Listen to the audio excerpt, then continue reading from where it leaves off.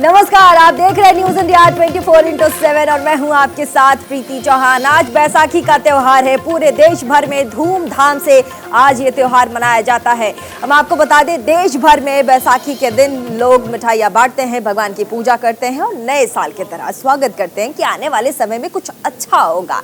और ऐसे में एक गाना बड़ा मशहूर है जिसको मैं एक बार गा के सुनाना चाहूंगी, भुला की जावा में कौन। हालांकि लिरिक्स बड़े कठिन है लेकिन मैंने कोशिश की है। और इसे गाने वाले जो कि रवि शेरगिल हैं, अगर आज के दिन उन्हें बुलाया ना जाए और उनसे बातचीत ना की जाए तो फिर मजा नहीं आता। तो आपके लिए हम लेकर आए हैं न्यूज इंडिया 24x7 पे रवि शेरगिल जी को।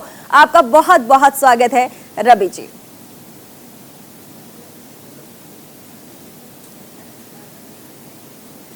रवि शेरगिल जी हमारे साथ जुड़ चुके हैं। आपका बहुत बहुत स्वागत है रवि शेरगिल जी। नमस्कार जी नमस्कार। आपको बहुत बहुत सबसे पहले शुभकामनाएं बैसाखी की। मुबारकबाद। जी बहुत बहुत शुक्रिया आपको, और आपको भी बहुत बहुत बैसाखी मुबारक। बैसाखी के दिन आप देखिए सिख हैं, पंजाबी हैं, कैसे पंजाब में इसको सेलिब्रेट करते हैं और देश भर में बैसाखी की जो धूम है उसको इतना सेलिब्रेट क्यों किया जाता है लोगों के अंदर, या फिर खास तौर पर अगर हम पंजाब की बात करें तो आप देखिएगा बैसाखी पर एक अलग ही रंग, अलग ही रुख देखने को मिलता है। किसान को उसकी फसल की कीमत मिलती है आज के दिन। आज उसकी सारी कीमत जो है वो उसको फसलों में लहराता हुआ देखता है, उसकी सारी मेहनत। और इसी दिन के ऊपर सिख पंथ होंद में आया, और आज का दिन बहुत मुकद्दस माना जाता है पंजाब में। इसके ऊपर इसका गुरबाणी के अंदर बहुत जगह वर्णन है। विसाख ती रंग के वाडिया जिना प्रेम बिछो, इस तरीके से इसकी एक ऐतिहासिक पैठ है पंजाबी जनमानस में। वैसाखी जब मैं बहुत छोटी थी शेरगिल जी, रवि जी, तो वैसाखी का मतलब मुझको ना डांस बड़ा वो करता था, अपील करता था। लोग जैसे बैसाखी के दिन डांस करते थे, एकदम झूमते थे पंजाब के लोग, वो देखने में जितनी खूबसूरती से हम लोग टीवी के आगे बैठ जाते थे। क्या आज भी वैसे ही धूमधाम से पंजाब में मनाया जाता है? नहीं, अब तो नहीं, वैसा नहीं है। अब तो बहुत सारे त्योहार बदल गए हैं। पहले त्रिंजन होती थी, लड़कियां पींघे झूटा करती थी बैसाखी के अंदर, खेत के अंदर भंगड़ा होता था। अब तो समय के साथ काफी जो रवायती संगीत है, गाना बजाना है, डांस है, ये बदल गया है। आपने जो गाना गाया था भुला की जावा में कौन, उसकी मैं बहुत बड़ी फैन हूँ, मैं हमेशा सुनती हूँ। मेरी जैसी लाखों लड़कियां होंगी जो आपको सुनती रहती हैं। और आने वाला कोई अपकमिंग प्लेबैक सॉन्ग हो जो आप गाने वाले हो, जो हम सबको एक बार फिर से एंटरटेन करे? आने वाला गीत तो बहुत सारे हैं, पर वो आज के दिन आपको सूट नहीं करेंगे क्योंकि आज खुशी का माहौल है। तो जो नॉलेज के लिए जी हमारे को कोई गिफ्ट ऐसा मिलेगा क्या जो लोग आपको सुनते हैं? आप किस तरह की गिफ्ट की बात करेंगे? नहीं, गाने की। जैसे मैं आपको सुनती हूँ, आपने कई अच्छे अच्छे गाने गाए हैं, तो आने वाले सालों में, आने वाले समय में क्या हमारे को कुछ नया सुनने को मिलेगा रवि शेरगिल की तरफ से? मैं ये पूछ रही हूँ। जी बिल्कुल मिलेगा। और रवि जी, अभी के, अगर हम अभी की राजनीति की बात करें तो बैसाखी अभी जिस तरीके से मॉडर्नाइजेशन हमारे देश में देखने को मिल रहा है, बैसाखी की छाप अभी भी है, या फिर जो वेस्टर्न कल्चर है वो धीरे धीरे अब बैसाखी को धूमिल कर रहा है? वेस्टर्न कल्चर की छाप हमारे जीवन में है, हर एक अंग में है। जो कपड़े आपने और मैंने पहने हुए हैं यही वेस्टर्न है सबसे पहले तो जी। और जो हमारी भाषा है इसके अंदर ये आप हिंदी पढ़ लीजिए, वो भी इंग्लिश की ट्रांसलेशन लगती है। और ये तो हर चीज़ के ऊपर है। दिवाली बदल चुकी है।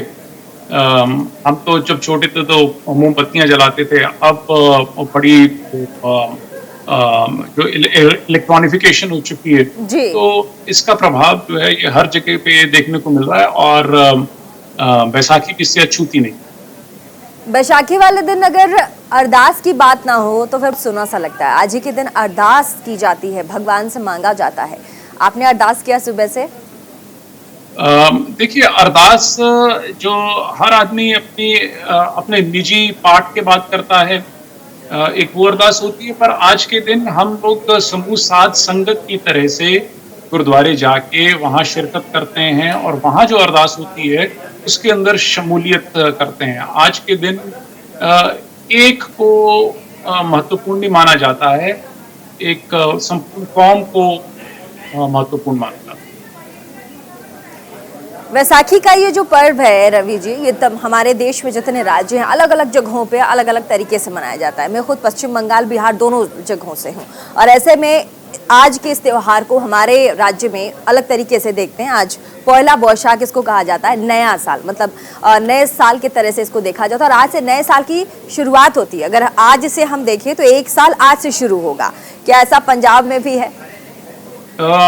मेरे पिताजी इसको चैत्र से शुरुआत, साल की शुरुआत चैत्र से मानते थे, चैत को मानते थे पहला। पर बैसाखी जो है इसको भी हम बहुत इम्पोर्टेंट मानते हैं और कई लोग इसको जो साल की शुरुआत है वो बैसाख से मानते हैं। चैत्र के अंदर मौसम बदलता है और इसके अंदर जो किसान की आर्थिकता है वो उसकी शुरुआत होती है, तो दोनों का महत्व है। तो ये आपके ऊपर निर्भर करता है। देखिए एक न्यू ईयर तो एक वेस्टर्न कॉन्सेप्ट है और हम लोग तो लूनर कैलेंडर के साथ चलने वाले लोग हैं। हमारे लिए तो हर जो महीना है वो एक उसकी नया शुरुआत है, उसके अंदर एक नई कायनात है। जी जी रवि जी, बैसाखी का जो पर्व है और साथ ही हमने इस पे काफ़ी बातचीत की। आप देश में बहुत बड़े सिंगर हैं और आपने कई महत्वपूर्ण बहुत बड़े अच्छे गीत देश को दिए हैं। ऐसे में जो पंजाबी सूफी सॉन्ग्स हैं, क्या उनमें पहले के मुकाबले अब कोई बदलाव आया है? देखिए सूफी सॉन्ग की जो परिभाषा है मेरे अनुसार वो तो जो इसके क्लासिकल संत हैं उनकी जो वाणी है उसको सूफी कह सकते हैं, बाबा फरीद से लेके बाबा बुल्ले शाह तक। तो उसके बाद का जो संगीत है वो सूफियाना से प्रेरित हो सकता है, पर जिसको हम सूफी संगीत कहते हैं जी। वो तो वैसा ही है। और जैसा आप बंगाल में हैं तो वहाँ आप रविंद्र संगीत सुनती होंगी जी। तो उसकी जो परिभाषा है वो तो एक फिक्स्ड परिभाषा है, पर उससे अगर प्रेरित होकर कोई और कुछ गाता है तो उसको उससे प्रेरित हुआ कहते हैं। तो सूफी संगीत तो वही है और इसके जो क्लासिकल सेंट्स हैं, संत हैं, उनकी वाणी जो है उसी को सूफी संगीत माना जाता है। पर अब नए जो गीतकार हैं, लेखक हैं, वो तमाम तरह के नए प्रयोग कर रहे हैं और नया साहित्य रच रहे हैं। नए गीत से आपने एक सवाल मेरे जहन में आता है कि रैप्स की, अगर हम भारतीय रैप्स की तरफ अगर हम देखें, गानों में जो रैपअप्स होते हैं तो ज्यादातर पंजाब के जो सिंगर्स हैं वो रैप को बड़ा तवज्जो देते हैं, बढ़ावा देते हैं और भारत में इसका चलन भी उसी वजह से आया। आप इसको कैसे देखते हैं, इस नए कल्चर को, नए ट्रेडिशन को भारतीय संगीत में? देखिए बहुत से नए प्रयोग हो रहे हैं। आप शम्मी कपूर को देखेंगे तो उस वक्त रॉक एंड रोल लेके आए थे। तो हम लोग जो है हम एक लेनदार के किरदार में दुनिया के अंदर एग्जिस्ट करते हैं। जो वेस्ट करता है उसको हम अपने सर माथे पे लगाते हैं। तो रैप जो है वो इसी श्रृंखला में एक और कड़ी है। मुझे नहीं लगता कि कोई अमेरिकी है वो इंडियन फोक फॉर्म्स को गाने की कोशिश करता है। ये एक विडंबना ही है कि हम लोग जो हैं जो कुछ भी वेस्ट करता है उसको हम अपने सर का ताज बना लेते हैं। और पंजाबी म्यूजिक के अंदर रैप चल रहा है क्योंकि हर चीज के अंदर रैप चल रहा है। आप अरेबिक म्यूजिक देख लेंगे तो उसके अंदर भी रैप सुनने को मिल जाएगा। अमेरिका जो करता है, अमेरिका जब छींकता है तो पूरी दुनिया को जुकाम लगता है। तो जो कुछ उनके कल्चर के अंदर नया प्रोडक्ट आता है वो हम सब लोग उसको अडॉप्ट करते हैं और पंजाब भी इससे छूटता नहीं। बहुत बहुत शुक्रिया रवि शेरगिल जी हमारे साथ जुड़ने के लिए वैशाखी के मौके पर, और आपको एक बार फिर से बहुत बहुत मुबारक हो वैशाखी का ये पर्व। चलिए आगे बढ़ेंगे। वैशाखी के त्योहार को लेकर चारों तरफ उत्साह उमंग का माहौल है। धार्मिक तौर पर इस उत्सव की अलग ही छटा देखने को मिल रही है। संगरूर के गुरुद्वारा नानकाना साहिब में भी हजारों की संगत ने पवित्र सरोवर में स्नान करके गुरुद्वारा में मत्था टेका। तो वहीं संगरूर के एसएसपी ने साइकिलिंग क्लब के सदस्यों साथ ही इंडियन मेडिकल एसोसिएशन के सदस्यों के साथ गुरुद्वारा साहिब जाकर समाज के स्वास्थ्य लाभ की कामना की है।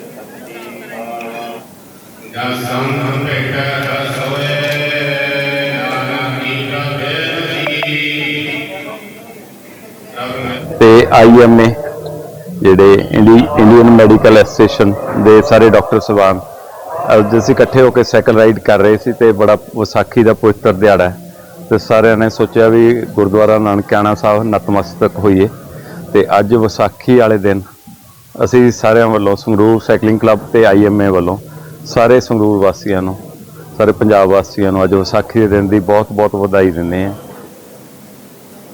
तो आज बैसाखी का त्योहार धूमधाम से पूरे देश में मनाया जाता है। बैसाखी को खुशहाली समृद्धि का त्योहार कहा जाता है। इसी दिन लोग अनाज की पूजा करते हैं, साथ ही फसल काटकर घर आने की खुशी में भगवान प्रकृति को धन्यवाद। बैसाखी को देखते हुए अमृतसर में भी कई गांवों के किसानों ने अपनी फसल की कटाई शुरू की है। हम आपको यहाँ बताते चले कि बैसाखी के दिन किसान और जमींदार अपनी फसल काटते हैं, गुरु के घर पर पहला दशवंध देते हैं। साथ ही इसी क्रम में कई किसानों की गेहूं की फसल की कटाई होती है। तस्वीर हम आपको अमृतसर के दिखा रहे हैं, फसल की कटाई होती है। और साथ में जिस भांगड़ा की मैं बात कर रही थी कि बैसाखी के दिन अगर भांगड़ा ना हो, नाच ना हो, तो ऐसे में बस बैसाखी का मजा ही कुछ नहीं होता। और इन तस्वीरों को देखकर आप एक बार कह रहे होंगे कि आज तो मजा ही आ गया, क्योंकि असली बैसाखी तो यही है। पंजाब और अमृतसर की बैसाखी की बात हो और वहां ढोल नगाड़े की बात ना हो तो फिर बड़ा अधूरा सा लगता है।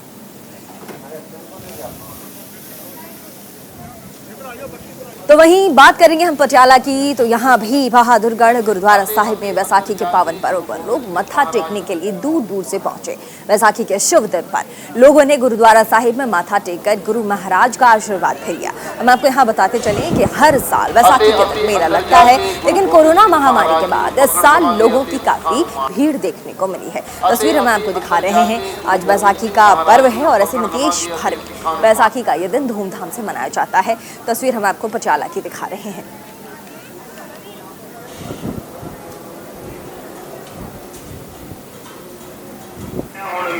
और आज बैसाखी के पर्व पर हमारे साथ ज्यादा जानकारी के लिए सतेंद्र हमारे साथ भटिंडा से जुड़ चुके हैं। सतेंद्र, आज आप खुद वहां मौजूद हैं। पंजाब में बैसाखी का जो पर्व है बड़े ही धूमधाम से मनाया जाता है। आप कैसे त्योहार को देख रहे हैं, क्योंकि आप ग्राउंड जीरो पे खड़े हैं, लोगों से मुलाकात आपकी हुई होगी, कैसे सेलिब्रेट किया जा रहा है, बताइए हमारे दर्शकों को। प्रीति, मैं यहाँ पे आपको बताना चाहूंगा कि यहाँ पे भटिंडा के पास में तलवंडी साबो है, दमदमा साहब भी इसको कहा जाता है जी, जहाँ पे लाखों की तादाद में श्रद्धालु आते हैं। और यहाँ पे श्रद्धालु जो है ना देश विदेश से भी आते हैं। और यहाँ पे निहंग सिखों के द्वारा घुड़सवारी के प्रोग्राम किए जाते हैं और दर्शन किए जाते हैं। वहाँ पे तरह तरह की दुकानें लगाई जाती हैं और यहाँ पे इस त्योहार को बड़े धूमधाम से मनाया जाता है। यहाँ पे ये कहा जाता है कि जब बैसाखी का त्योहार आता है कि जट्टा खुल के नाचे बैसाखी, यानी कि जब बैसाखी लगती है तो जट सिख लोग खुल के नाचने लगते हैं। साथ में यहाँ पे ये भी कहा जाता है कि 16 अप्रैल 1699 में 13 अप्रैल 1699 में गुरु गोविंद सिंह जी ने खालसा पंथ की स्थापना की थी।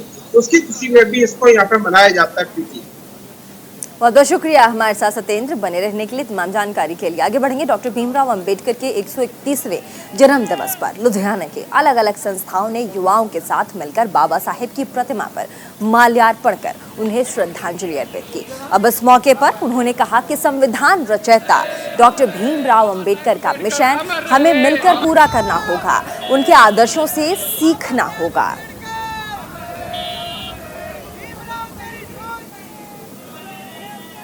ਅੱਜ ਇਸ ਖੁਸ਼ੀ ਦੇ ਦਿਹਾੜੇ ਤੇ ਸੰਵਿਧਾਨ ਰਚਾਤਾ ਭਾਰਤ ਰਤਨ ਨਾਰੀ ਰਕਸ਼ਕ ਡਾਕਟਰ ਭੀਮਰਾਵ 131ਵੇਂ ਜਨਮ ਦਿਵਸ ਤੇ ਮੈਂ ਸ਼ਹਿਰ ਵਾਸੀਆਂ ਨੂੰ ਮੇਰੀ ਵਾਈਐਸਪੀ ਟੀਮ ਵੱਲੋਂ ਲੱਖ ਲੱਖ ਵਧਾਈਆਂ। और चलिए इसी बीच रुक करेंगे हमारे पास बड़ी खबर हिमाचल से। हिमाचल प्रदेश चुनाव पर मनीष सिसोदिया का बयान सामने आया है। हिमाचल में बीजेपी कांग्रेस का विकल्प तलाश रही है। जनता हिमाचल में आम आदमी पार्टी की सरकार बनेगी। डिप्टी सीएम सिसोदिया का बयान है हरमेल दीवान के बाद।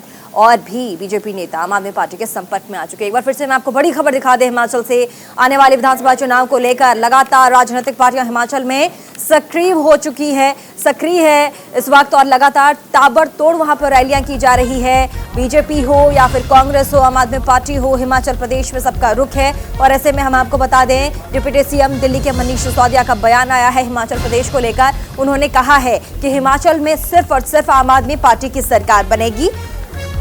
और हम आपको बता दें कि हिमाचल के जो लोग हैं वो बदलाव चाहते हैं, ना ही वहां बीजेपी और ना ही कांग्रेस के लिए जनता इंतजार कर रही है, जनता सिर्फ इंतजार कर रही है। तो आम आदमी पार्टी के लिए हमारे साथ ज्यादा जानकारी के लिए हमारे साथ संवाददाता नमित त्यागी जुड़ चुके हैं। और नमित, आप तो हिमाचल भी गए थे, आपने वहां आम आदमी पार्टी की रैली को कवर भी किया था। मनीष सिसोदिया डिप्टी सीएम इस वक्त बयान दे रहे हैं कि हिमाचल में आएगी तो सिर्फ आम आदमी पार्टी की सरकार। आपको नहीं लगता इतना, मतलब जो टाइम शेड्यूल है विधानसभा चुनाव के बीच, और अभी बहुत जल्दी में सरकार है, ओवर कॉन्फिडेंट है मनीष सिसोदिया जी? देखिए, अगर हम हिमाचल की बात करते हैं तो हिमाचल के अंदर जब 6 अप्रैल को खुद जो पार्टी के राष्ट्रीय संयोजक है अरविंद केजरीवाल, उनका रोड शो हुआ था। उस रोड शो के बाद ये माना जा रहा था कि आम आदमी पार्टी ने चुनावी संक्रांत हिमाचल के अंदर कर दिया। हिमाचल प्रदेश के मंडी में वो रोड शो हुआ था, लेकिन उसके बाद 2 दिन बाद ही खुद बीजेपी के तमाम जो बड़े लीडर्स थे वो हिमाचल में पहुंचे। शिमला में खुद पार्टी के राष्ट्रीय अध्यक्ष जेपी नड्डा वहां पहुंचे, अनुराग ठाकुर पहुंचे, और उन्होंने जो सेंधमारी की आम आदमी पार्टी की, आम आदमी पार्टी पूरी तरीके से वहां पर बिखर गई। और उसके 2 दिन बाद ही खुद जो आम आदमी पार्टी के चुनाव प्रभारी हैं हिमाचल के सत्येंद्र जैन, उन्होंने पूरी इकाई को भंग कर दिया। और दोबारा से शुरुआत से पार्टी को अब यहां से पैदा करना पड़ेगा। आम आदमी पार्टी के हिमाचल के अंदर किस तरीके से संगठन को मजबूत करना है। हमारे साथ आप बने रहिए, हमारे साथ नमित, मैं लौटती हूँ आपके पास, मेरे साथ बने रहिए। हमारे साथ हिमाचल से, शिमला से मोहित जुड़ चुके हैं। मोहित, मैं आपसे भी जवाब दिलाना चाहूंगी, आप खुद वहां पे हैं। डिप्टी सीएम का इस वक्त दिल्ली के जो डिप्टी सीएम है मनीष सिसोदिया, उन्होंने बयानबाजी की है कि हिमाचल प्रदेश में आने वाले विधानसभा चुनाव में आम आदमी पार्टी ही जीतेगी, ना कांग्रेस ना बीजेपी, सिर्फ आम आदमी पार्टी। बहुत ओवर कॉन्फिडेंट दिख रहे हैं। इतनी पहले इस तरह की बयानबाजी उनको दिखाता है कि बहुत जल्दबाजी में है और ओवर कॉन्फिडेंट है। बिल्कुल, देखिए इस तरह से पहले मनीष सिसोदिया का बयान था कि हिमाचल प्रदेश में मुख्यमंत्री बदला जा रहा है, यानी पहले जयराम ठाकुर मुख्यमंत्री जो है, इनकी जगह अनुराग ठाकुर को केंद्र जो है मुख्यमंत्री बनाना था हिमाचल प्रदेश। लेकिन इसके 2 दिन के बाद ही जेपी नड्डा का हिमाचल दौरा होने से पहले ही, यानी रात को करीब 11-12 बजे के आसपास हिमाचल प्रदेश आम आदमी पार्टी के जो राज्य अध्यक्ष हैं अनूप केसरी, उनको जो है बीजेपी अपने खेमे में शामिल कर लेती है। उनके साथ जो है कई और दिग्गज भी उसमें शामिल हो जाते हैं। उसके बाद आम आदमी पार्टी एक ऑडियो टेप वायरल करती है, और उस ऑडियो टेप में अनूप केसरी, जो कि पहले अध्यक्ष थे आम आदमी पार्टी के और जिनको बाद में बीजेपी अपने साथ मिला लेती है, उनका ऑडियो वायरल हो जाता है। और इसमें बताया जाता है आम आदमी पार्टी की तरफ से इनके खिलाफ अभद्र भाषा का जो है इस तरह से लगातार शिकायतें आ रही थी। महिलाओं के साथ जो है अभद्र भाषा का इस्तेमाल एक सवाल मैं आपसे यहाँ लेना चाहूंगी।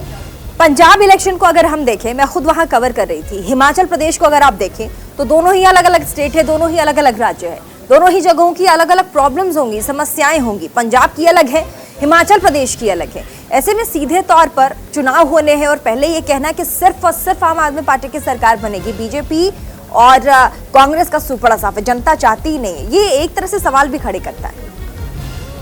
बिल्कुल, देखिए इसमें सीधे तौर पर ट्रेंड है कि हिमाचल प्रदेश में ट्रेंड है कि एक बार बीजेपी और एक बार कांग्रेस, और कई सालों से जो है कई चुनाव जो है वो लगातार मैंने भी कवर किए हैं। करीब 5वां चुनाव जो है कवर करेंगे, जो मैं कवर करूंगा इस समय जो होने वाला है।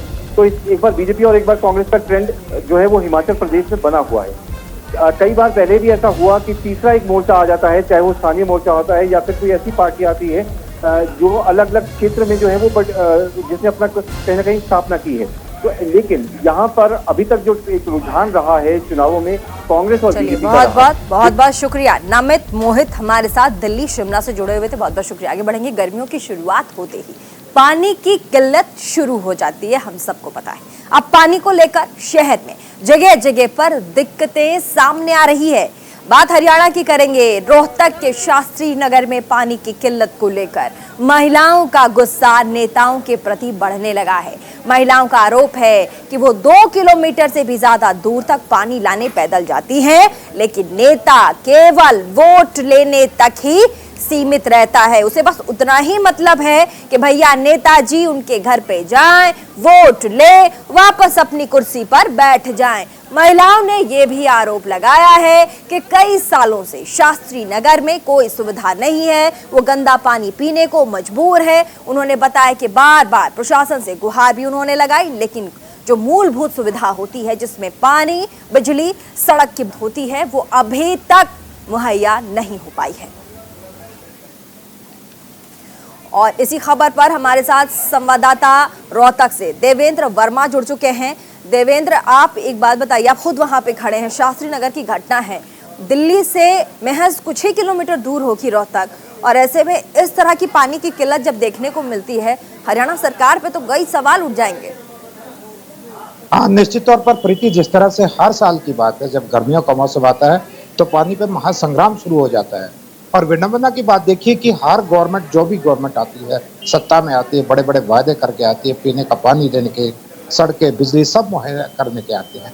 लेकिन जैसा कि अब महिलाओं के बारे में महिलाओं ने कहा कि हर बार नेता वादा करके जाते हैं और फिर अपने घर लौट जाते हैं, और फिर उनके दर्शन अगले इलेक्शन में ही होते हैं, उनकी सुध लेने वाला कोई नहीं। अब देखिए, करोड़ों रुपए खर्च करने के बाद भी आज आजादी के इतने दिनों बाद हम अपनी जनता को पीने का पानी उपलब्ध नहीं करवा पाते। इससे बड़ी विडंबना क्या हो सकती है? करोड़ों रुपए के बजट से वारे किनारे लोगों के हो जाते हैं, लेकिन लोगों को पीने का पानी मिलता। प्रीति, मैं एक और बात बता दूं आपको, हमारे पास संसाधन है, सारी शक्तियां हैं, लेकिन उसका कोई उपयोग नहीं करना चाहता। सिर्फ कागजी कार्रवाई होती है, मोटा बजट बनाया जाता है, और वो बजट कहाँ खर्च होता है हम सब इसका अंदाजा लगा सकते हैं। प्राकृतिक स्रोत का प्रयोग नहीं किया जाता, जो कुएं हैं वो बेकार हो गए हैं, और जिस तरह से बरसात होती है उनके लिए कोई पौंड नहीं बनाया जाता, कोई तालाब नहीं बनाया जाता, और जिस तरह से अगर हम सप्लाई इन दिनों में उसका यूटिलाइज करें तो निश्चित तौर पर जनता के जो दुविधा है वो दूर हो सकती है। प्रीति, बहुत बहुत शुक्रिया हमारे साथ देवेंद्र शर्मा जी तमाम जानकारी साझा करने के लिए।